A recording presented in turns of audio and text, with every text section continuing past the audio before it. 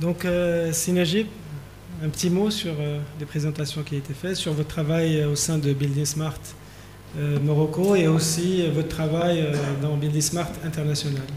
Merci. Ok, je tiens à vous remercier déjà pour l'invitation et pour partager encore une fois et vulgariser un peu plus cette transformation digitale. Très ravi d'être parmi vous aujourd'hui et je tiens à remercier les case speakers pour leur intervention qui a un peu balayé l'ensemble d'une stratégie de transformation digitale. Aujourd'hui, du part de mon rôle à Building Smart Maroc, auquel je tiens à remercier Youssef El Ghanadi, qui est un architecte qui a vécu sa vie en fait en Italie, qui a pris cette initiative de venir au Maroc pour pouvoir, à l'instar d'autres pays au monde, implémenter en fait ce chapitre d'une association à but non lucratif mondiale qui œuvre sur le développement des standards en fait du digital dans le secteur de la construction en général.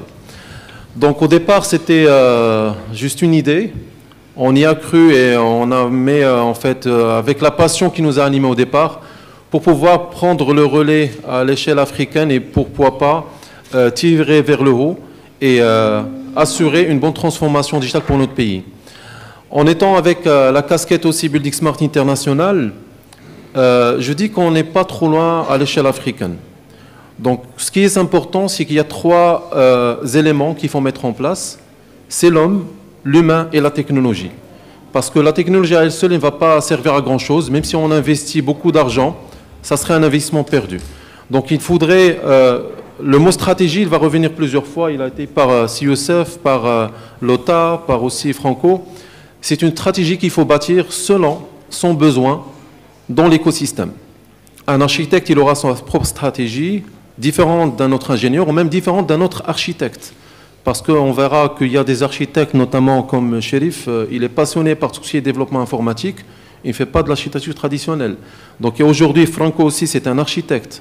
Pourquoi il a choisi d'aller vers une autre façon de faire, alors qu'on peut réaliser qu'à l'échelle mondiale, les architectes sont les derniers à bouger vers le digital.